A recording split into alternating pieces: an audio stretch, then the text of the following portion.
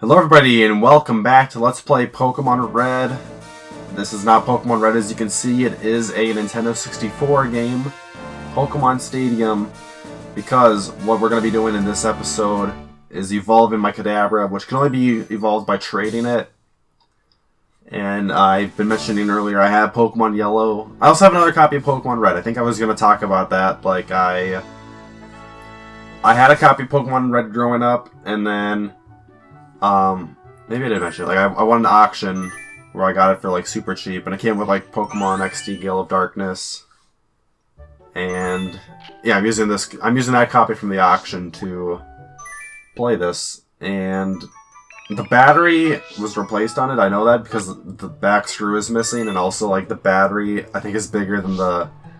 Well, I think the Game Boy games use, like, a smaller battery, so, like, the replacement battery is, like, bulging the plastic, and it just wouldn't be Pokemon without the phone ringing.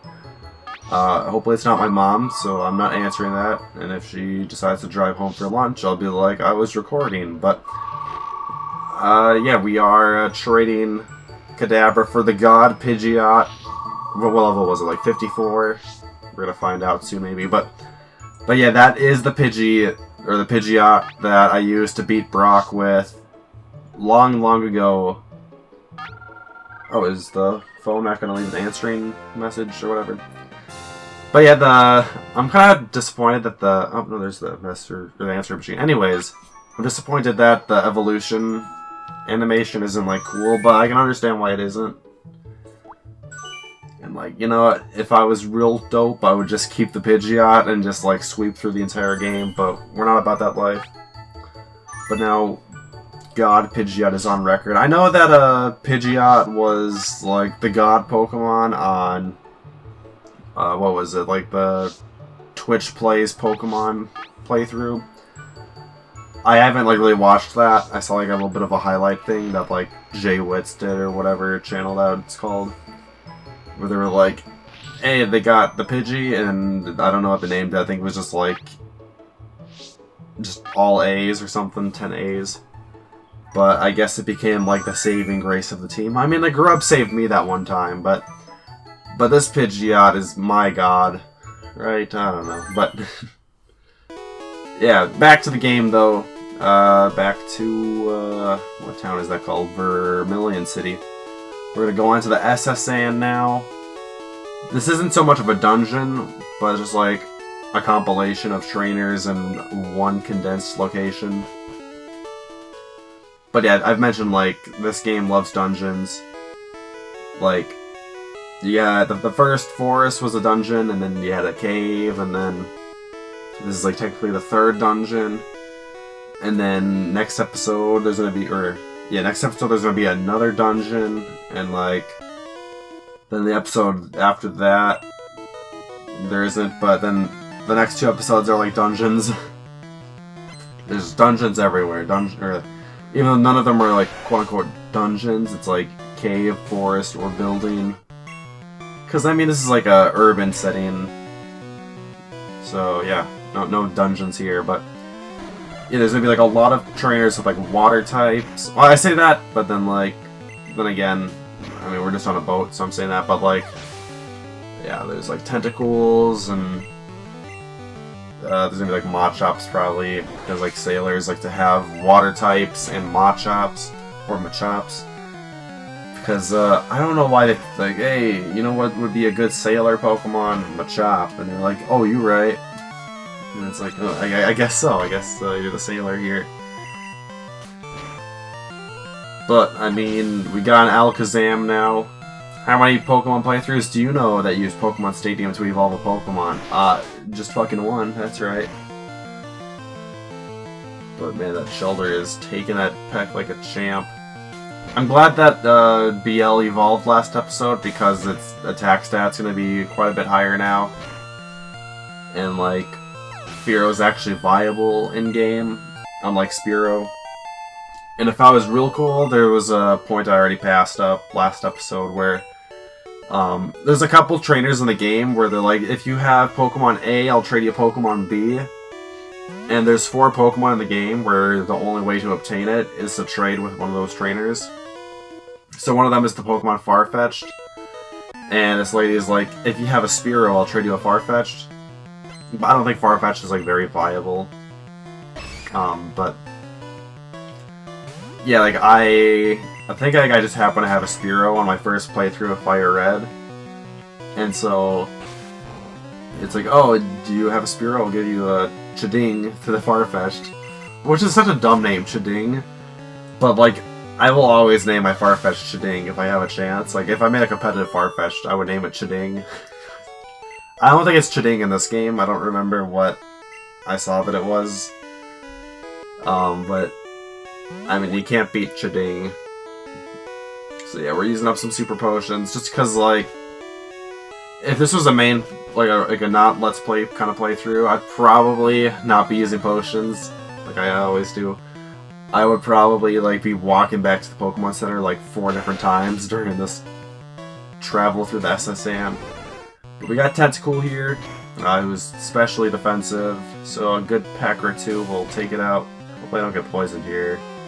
And I do. That was like totally a guess. I mean, like, I don't know what the percentage of Poison Sting actually poisoning are. If it's 10%, 20%, or 30%, or even higher. I hope it's not like 50, that would suck. I mean, that would mean I had like pretty good RNG during this playthrough if it is 50%, but like, if it's 10%, that means I had pretty bad RNG, because I get poisoned a lot in this playthrough by like Poison Sting. But yeah, no big deal.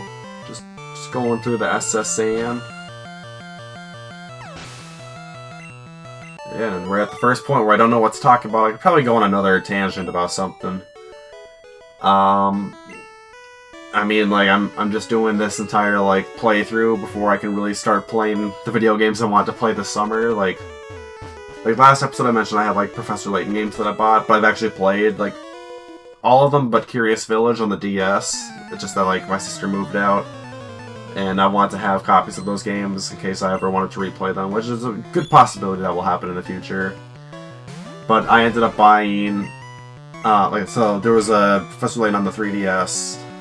Right, well, I mean, there's 3 now, but like one that came out like in the first year of the 3DS, first year or two, and like my sister had it, and I played for like an hour, not even, and like, I don't know, I just never like asked her if I could play it again, and I don't even know if she beat the game herself, but I bought it like last October, and I played through that for like a whole week, and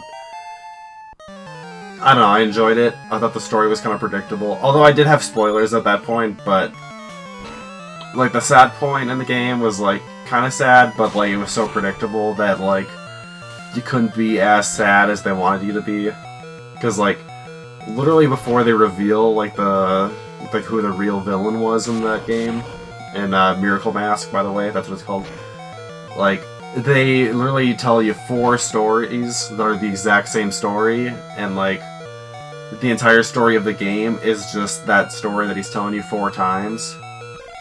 Where like, I guess spoilers if you haven't played Professor Layton and the Miracle Mask, but the game is like 6 years old at least. But like so the 2 main characters, like I mean, Luke isn't there, but like the 2 main characters of like, there's like flashback scenes. It's like they go out to find this treasure, and the one that really wanted to find the treasure, he ends up like dying in a cave. But so, and like he died like, well, like he fell in a hole, but like he had the treasure in his possession, and then like magically, like 20 years later or something, probably less than that, like, oh, the treasure came back. Like, so the only way that the treasure could come back is if someone found him. And they're like, oh, what if he's just the villain? What if he came back with the treasure? And then like the entire plot twist is just like him misunderstanding a situation because he wasn't there. But it's all good in the end, even though he probably should have gotten arrested for terrorizing an entire city. But hey, it's okay, because the guy who like owns the entire deeds to the city is like, hey, you know what? He's my best friend. Like we're all good here. But yeah, there's like another Professor Layton game called like the Azran Legacy, and I have that one sealed. I'm gonna open it up and play it probably after I finish like playing Pokemon. Oh yeah, and then like the Detroit Become Humans coming out. I bought a PlayStation 4 just to play that. And like, yeah, that game's looking tight. Like, anyways, like, so, yeah, I'm gonna be playing another Professor Layton game. And then there was like a 7th Professor Layton game or spin-off called Lady Layton that came out just this last November. And I want to play that too, but I'm like, yeah, finish the Professor Layton games before I start that one, even though it's like a spin-off, and so the story doesn't matter to anything. But yeah, I don't know, I just gotta play that one last. And then I gotta, like, you know, I had like a Let's Play. It wasn't a Let's Play, but just like an entire playthrough of Xenoblade Chronicles 2. And I liked that game a lot more than I thought I would. And so I'm like, I gotta play the first game now. And like, apparently people on Reddit said the first game is like, even, like, the gameplay might not be as good as the second game, but the story is like miles better or something like that. And so I got a brand new sealed copy of that. And I'm gonna open that up and no life it this summer. Like, I'm just trying to like pick up on all the games I haven't like finished yet, or like even started. And that's what sucks about like getting older and older, is that like you have less time to play games, but like you have the money to buy games. So you just buy games and then don't even play them. Like, okay, just looking at my PlayStation 2 collection, which is right in front of me. So like, I bought a PlayStation 2 like 5 years ago, and like I got it mainly to play like the 4 games that, or 3 of the 4 games that I bought. And so that includes like Atari Anthology. I happened to buy that because it was like $3, but I mean, it has a couple good games on there, but like those games are like bite-sized and like arcadey, and like they only take like an hour to beat or so. But can we also mention that Firo got poison damage even though his health was at 0? Like, way to kick a man while he's down. Come on, BL. Don't die to poison when you're already dead. Okay, and then, let's see, on PlayStation 2 I also have like Parappa the Rapper 2, which is like a good rhythm game. I wanted to like play the first one, and then they had a demo of like the first level of the first game on PlayStation 4. And like, the controls are just so fucking broken. Like, you can have perfect timing, and the game will tell you that you didn't have like perfect timing at all, that you were like early or late by quite a bit. Then I had Shadow of the Colossus, I think I mentioned that already. And We Love Katamari, because like I saw like some Katamari video, and I'm like, wow, that looks like a fun game. And I'm like, should I get the first game or the second game? I'm like, well, the second game probably has like better levels or even more levels or something, so I got that one instead. But yeah, I don't know. How many of those games have I beaten? Parappa the Rapper 2 I beat. Shadow of the Colossus I mentioned already. I played like the first boss and I couldn't figure out where to go. And then We Love Katamari, I played a few levels. Some of those levels, like, they will take half an hour, and I'm like, I don't want to play the same level for half an hour. Especially if there's a, like, possibility of failing that level. It's like, well, then I'd have to spend another half hour doing that.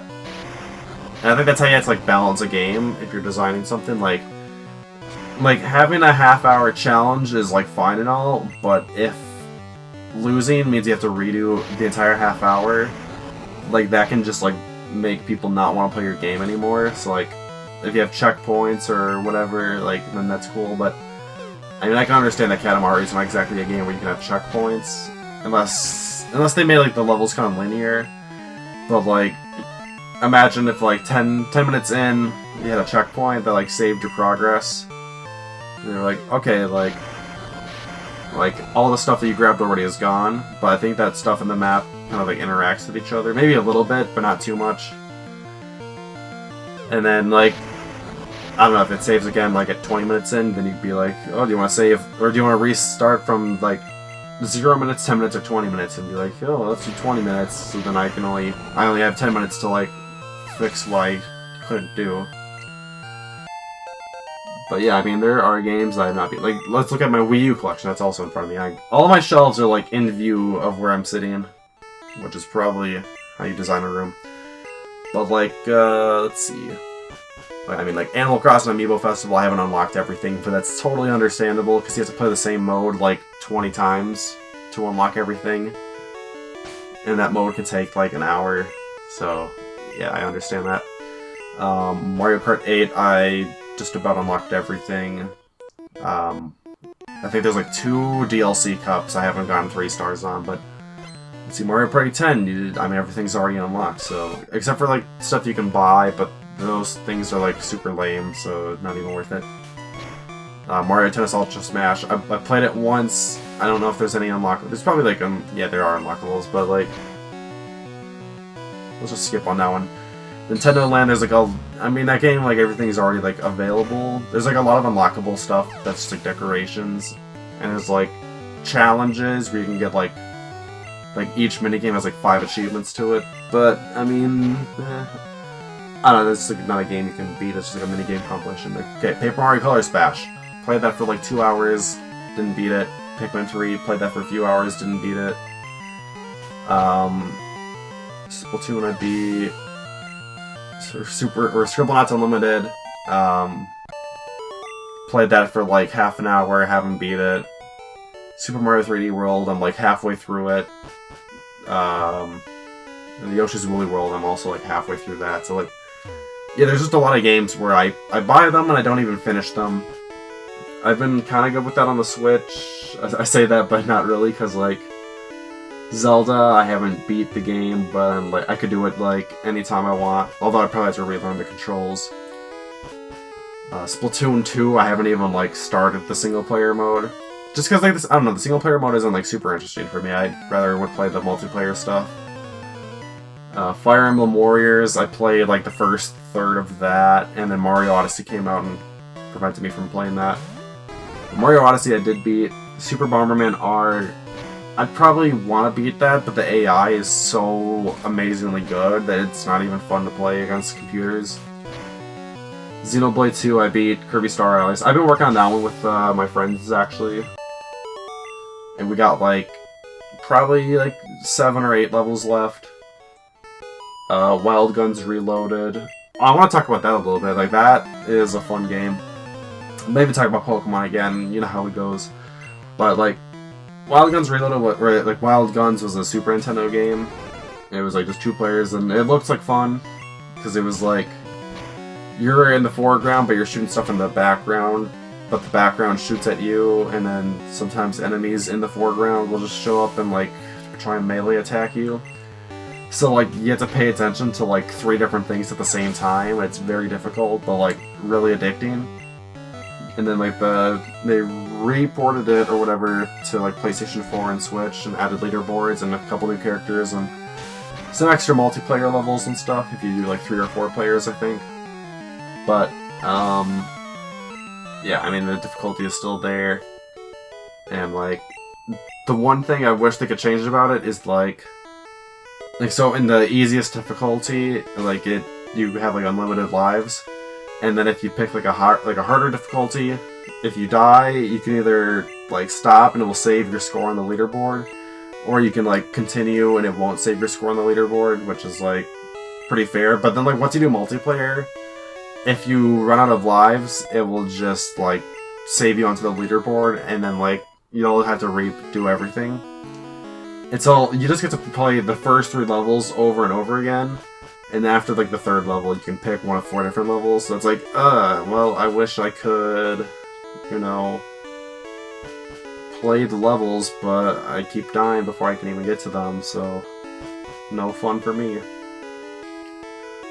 But yeah, it's a fun game, although it's like $30, which some people probably wouldn't like that price.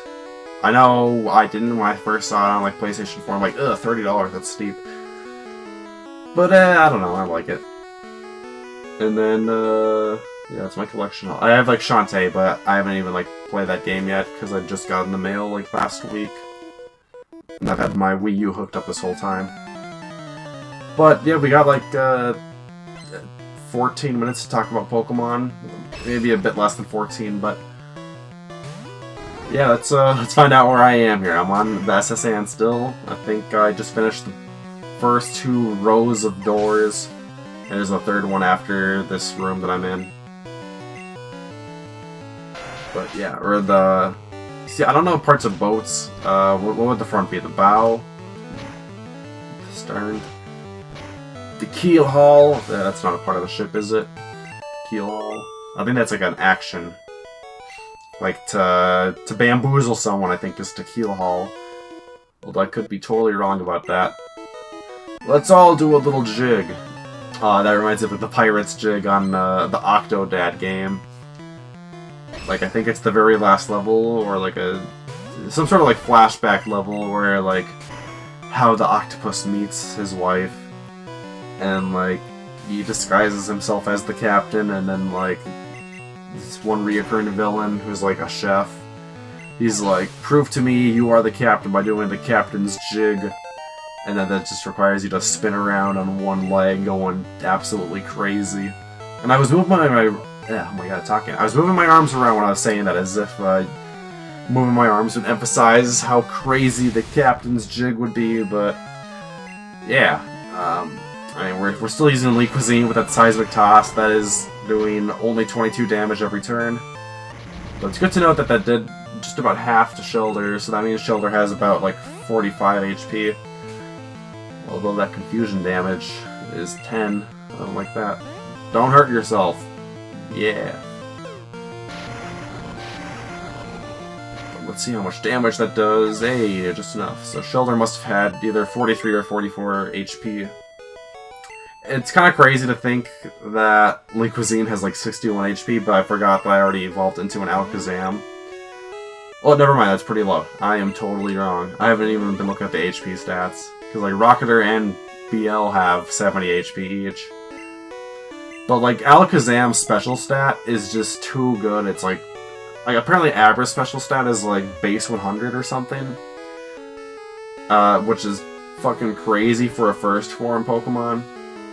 Because like most Pokemon, at least like from Gen 7 at this point, like their base stats will usually be kind of crap. Like you might have like something kind of high, like base 70 or 80, and like one specific stat, but everything else will be like between like 40 and 60, about, give or take.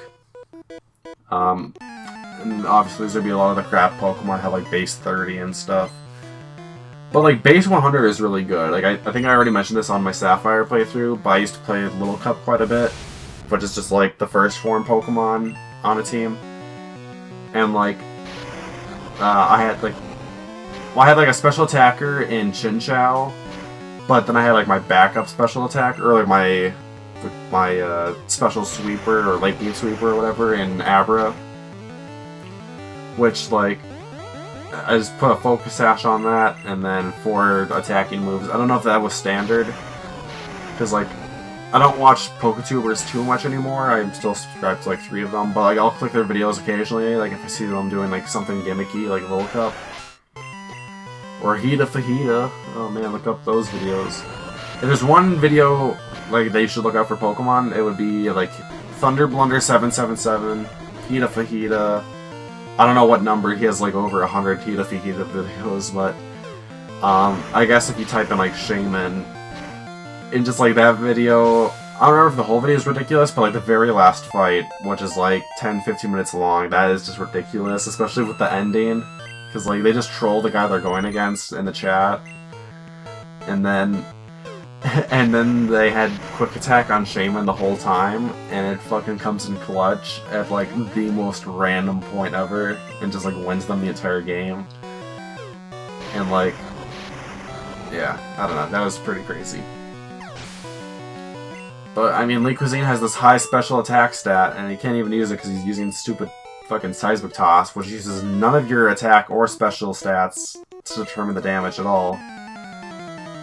But anyways, like, I had an Abra on that Little Cup team. It had, like, Psychic for stab boosts, Dazzling Gleam to take out, like, Dark and Fighting type. Well, I guess for Dark types, at least.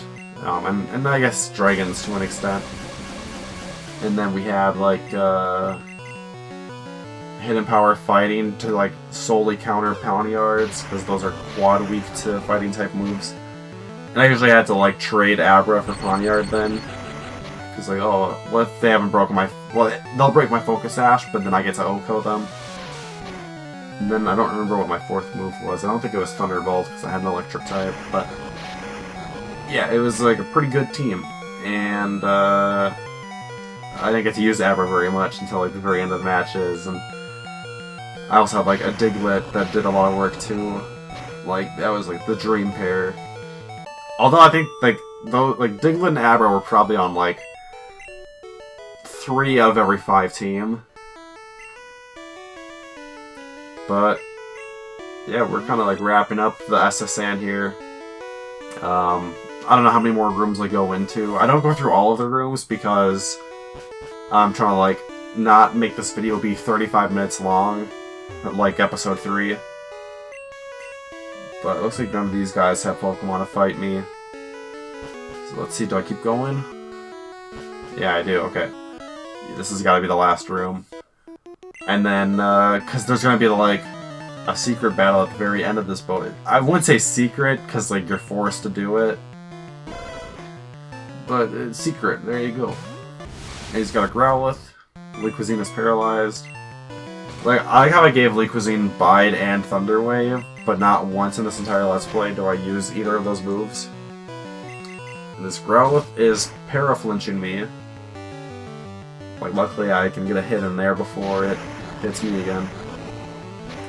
This would be like a good point to like mention that. I mean, later in the game, Alakazam will learn the move Recover, which recovers like 50% of your HP. So like right now would be a good time to use that.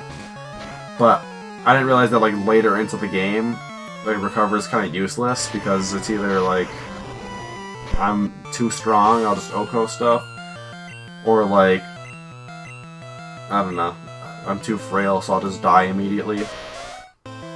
But that'll be a moment for later, I guess. I don't think I'll be talking about Recover too much. Oh, wait, did I get a Rocket or Body Slam? I think there was a room that had the TM for Body Slam. If you were watching, you probably already noticed, but if you just listened to this like some weird podcast, which I guess that would be weird because none of my topics are like coherent with each other, but hey, we're gonna train BL, it looks like. I wasn't paying attention to the level. I never saw you at the party, she says. Like, what? I wasn't at the party. Oh no. Bill could have been at the party. But you know, Red's a kid. He doesn't care about no parties. Just like me. I don't go to parties. I don't drink the alcohol. Don't go to the parties. But, I mean, look at that damage on that pack. I don't like that everything gets quick attack. Well, I mean, not everything, but like, there's a lot of points in this game where like quick attack just is kind of annoying. You're like, oh cool, I'm gonna have like 60 HP, and then they just go for quick attack. You're like, like fucking Pikachu with the quick attack too. Like that only did 5 damage, but still.